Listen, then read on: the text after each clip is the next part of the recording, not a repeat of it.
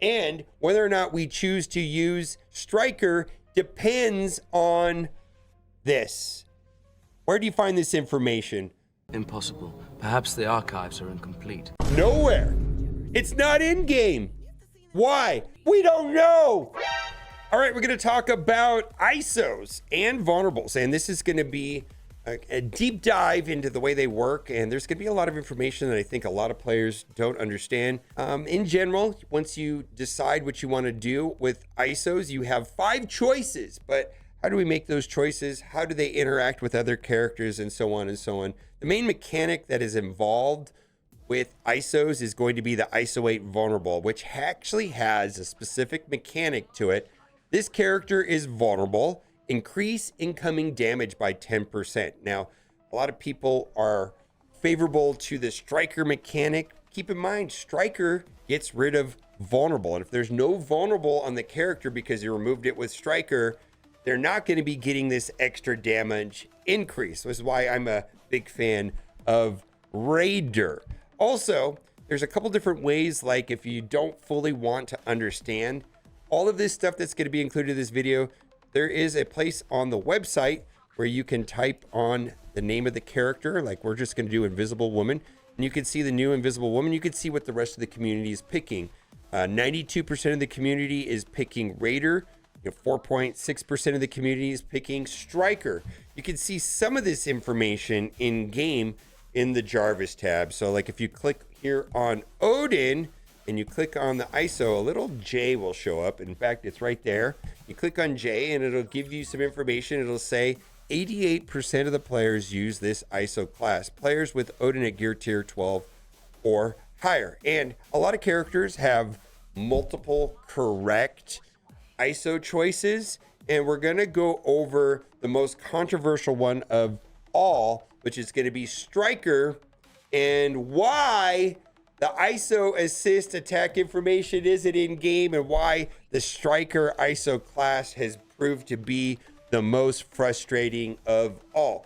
Okay, we're going to talk about Raider. And before we talk about Raider, what kind of character do we usually like to put with Raider? This is going to be a character that does damage, an attacker, and a character that hits multiple targets. The Raider also gives advantages to crit chance and crit damage. So if kits mention some sort of advantages with crit chance or crit damage, typically they will fall under the Raider character. Also worth mentioning is that Raider doesn't have any downsides, meaning it doesn't strip away vulnerables. It can apply vulnerables on crit. And so as a safe bet, a lot of characters go to default on Raider. And I'm gonna say Raider is probably my favorite one, because it's kind of foolproof, if you will. What does Raider actually do? Now, before we talk about what Raider does, I just want to mention that there is green, blue, and purple. Currently, the maximum in the game is purple 3. So it's not shown here, but you could do green 5, and then it starts over at blue, and then you get blue 5, and there's different bonuses and different things that happen along the way. And then the max level currently is purple 3. By year end, we'll have purple 4 and 5, and there will be additional mechanics. So what we're going to be talking about today is what does purple 3 do? And frankly, we're going to get into it a little bit. They actually drastically changed the way that Healer and Fortify works. And there's pretty much, I believe those two are underused. It feels like most people are kind of sticking to the staple 3, Raider, Skirmisher, and Striker. What does vulnerable purple 3 Raider do? On active ability crit, apply 1 vulnerable up to a maximum of 5. So this is why hitting multiple targets is of advantage, because Raider can go in AoE. It'll have the opportunity of applying vulnerable to all of the characters that crit. So when it crits, apply vulnerable. Gain War Ready. So War Ready is largely an obsolete mechanic. If you go in game, it actually tells you a little bit about War Ready. It definitely is still a tag, but I think right now it's currently not being used, and it's with green 4. And green 4 is so easy to get that it's not mentioned much anymore. And then it says there's room bonuses. If we look right here, we have seasonal bonuses. None of them currently mention what war ready does. It used to be back in the day, it would say like war ready defending allies get 20% stats. And I believe that this varies from war season to war season. And the current war season has 0 mention of war ready. But keep in mind, this is a tag. And if they change what war ready means, like for example, it means green 4, but if they change it to mean like purple 4, they change the war season rules to have special bonuses based upon having war ready. Back in the day, it was like 20% stat boost. I'm not sure that is just automatically baked in or if it's directly tied to war ready. So it's obsolete, but I just want to mention it because it's right there on the screen as war ready. It's largely obsolete. On active ability hit, 50% chance to bonus attack the target for 90% piercing and apply additional vulnerables up to a maximum of 5. And then here are the bonuses. Notice crit chance, crit damage, max health, armor, focus, and resistance. These are all of the bonuses. They add up slowly over time as you go up in levels on purple 3 on the Raider. So in general, characters that do damage to multiple targets, or usually characters that go early in the match so that the vulnerable are applied so that other characters can interact with the vulnerable mechanic. So we're going to go to the next one here, which says, no particular order, is Striker. Now, Striker is going to be probably the most complicated one to explain because there's something called an ISO attack, and then there's also a special interaction where you pair a Striker with an assister that has Skirmisher, and that is known as the Striker Skirmisher combo, which is actually pretty cool, and that works with assisting skirmishers. Let's just read what Striker does, and this is going to be on damage dealers that have special bonus attacks or characters that just do a lot of like single target damage, if you will. On primary hit, or high health characters also that do damage. On primary hit, if the target is vulnerable, make an ISO bonus attack at 100% damage, then clear away a vulnerable. This attack is based off the character's basic. That's actually not really true. It's based off of their ISO bonus attack or the assist attack. And we're going to get into why this is so annoying, because this information is found nowhere in game. It's not found in any organized way on their website.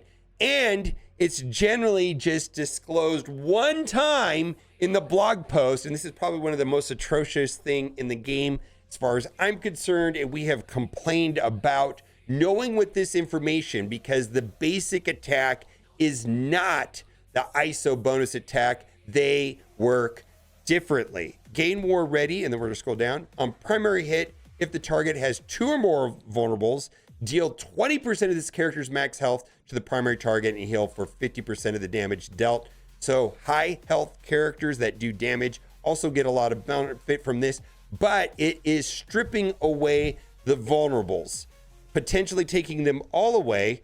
And then when the next character goes in and attack, they're not going to be getting this added benefit of just the vulnerable being there, which is 10% increase to incoming damage. All right, let's keep reading what the Striker does. Again, this is going to be mostly damage dealers that go after the vulnerables app. So the character that goes first typically will not be a Striker, because the vulnerable needs to be applied by somebody else, like either through a Skirmisher or a Raider character, right? So what else do we got? All the extra bonuses: damage, max health, armor, focus, resistance. Now, pretty big damage number. And if we go back and look at the Raider was affecting the crit chance and crit damage. Okay, so let's talk about what we're talking about, what this extra attack is and why you would want to use it. And we're going to just go and take a look at the newest character that is coming to the game in some short time, and that is going to be Blastar. You're not in the game yet, but it's going to be the next legendary. When they put a blog post out, they will spell out what the basic attack does. And then sometimes the basic attack does a lot of cool things. And What we're wanting to know is that second attack. So the basic attack hits, and then if it's vulnerable, it'll hit a second time. What does that second attack do? And it is not the same as the basic attack. You can see here that it has less damage, and we can read all of the benefits. Now, the reason why this is important is sometimes when the character goes, they do their ultimate, and as long as they're hitting into a vulnerable on the primary target, then there is a secondary ISO attack. And whether or not we choose to use Striker depends on this. Where do you find this information? Impossible. Perhaps the archives are incomplete. Nowhere. It's not in game. Why? We don't know. Have we asked for it? Yes. And the irony of all this is that the website, marvelstrikeforce.gg, used to compile this information, which required the keepers of that website, which before it was bought out by Marvel Strike Force, they would go into the game code and type it up and present it to the community in an organized way, just like it reads right here. And when Marvel Strike Force bought the website and hired the two people that built the website, which is Ty J and Toxie, who I've had tons of interactions with. In fact, I was in their alliance for a long time. I met them in person multiple times.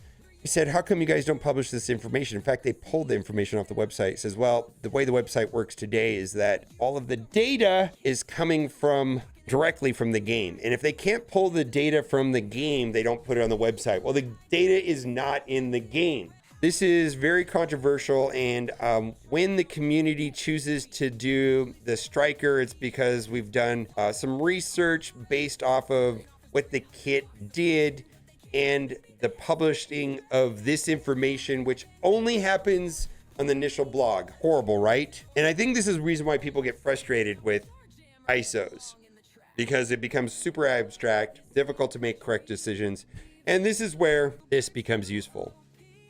If the community, somebody's and other people have done the research on whether or not Striker or Raider makes sense, and there is some opportunity for that. Now, there is an exception where Striker almost always makes sense, and that is in the situation of what we call the Striker Skirmisher combo. And this is not going to make any sense at all, but there are characters in the game that always assist, and we're going to take a look at one of them. And I'm just going to explain the way this works. And this is Old Man Logan. If we go look at Old Man Logan, and for kicks, I have made him a skirmisher for the purpose of this video because it makes a lot of sense. But it says right here in his kit that he has a 100% chance to assist. Gain 100% assist chance. So the way this works is that if a striker, a character attacks into even a character that doesn't have vulnerable, what will happen is the striker attacker character attacks. The skirmisher, which is Old Man Logan, will apply a vulnerable, and we'll read what the skirmisher does. And then their initial striker character will see that there's a vulnerable and attack again with the ISO attack. And it's known as the triple tap, the striker skirmisher combo. So there have been teams in the past that do this specifically, like Infinity Watch, because Nebula always assisted. The team was made up of 4 strikers and 1 assister. And so this has also created a situation where, like, a Human Torch, I believe people are going to be moving him more likely to like a skirmisher position, still striker for now. Also, Old Man Logan is that type of character. So when he interacts with a striker, it'll do that triple tap combo, which just keep that in mind. Now, let's just read what Skirmisher does. Skirmisher is going to go on characters that have assist mechanics, and then the other situation is that Skirmisher boosts focus. So if you have a character that is not landing the negative effects or whatever you want your character to do because it's being resisted, the primary way to get extra focus is going to be with Skirmisher. And this will also apply vulnerable to one target, where Raider could apply to all of the characters that it hits that crit. So a Raider could go out. It's a little bit more random because you're not going to crit on every single one on most characters. Some kits on characters do allow for crit always, but it's not what we're talking about here. but vulnerable will be applied to a single target. The main reason why people are using Skirmisher is to get that extra focus, or they're trying to take advantage of the Striker Skirmisher combo by putting Skirmisher on a character with an assist. On primary hit, apply 2 vulnerable to the primary target. On primary hit, if the target is vulnerable, flip 2 positive effects to blade.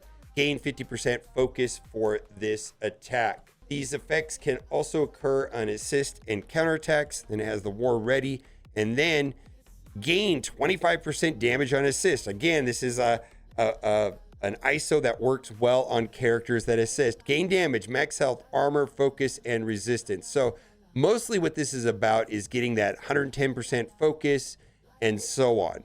Getting the extra focus to land the negative effects. So far in this video, we've gone over the 3 most popular ISOs. Now we're going to go into the 2 less used, perhaps underused ISOs. And at Purple 3, they have some new and interesting mechanics. Now this is the healer ISO. Obviously, it's going to go on healers because that's the way it works. Let's read what that does. And it doesn't really interact directly with the vulnerable mechanic, like applying vulnerables or doing anything with them. But Purple 3 healer actually has a way of manipulating the vulnerables on your team, which you don't want. On turn, apply regeneration to the most injured ally. That's a good thing. Heal that ally for 5% of this character's max health. Gain war ready. On primary hit, apply regeneration to your most injured ally and heal that ally for 10% of the character's max health. Clear 1 bleed or minor bleed from your most injured ally. This effect prioritizes bleed when this character uses their ultimate ability. This is a big deal. Clear 2 vulnerables on self and all allies. This is why Scientist Supreme typically has the Purple 3 healer, because she goes early in the match. There are certain kits and characters that apply vulnerables to other side, let's say on spawn or something like that. And she will ultimate right away and clear all those vulnerables off of the entire team. This is a good thing, and it has a lot of bonuses specifically tied to healing. 45% active healing, 20% damage, more health, armor, focus, and resistance as well. So this is going to be extremely useful for healers and or situations perhaps in PvE content where you need to get rid of the vulnerables.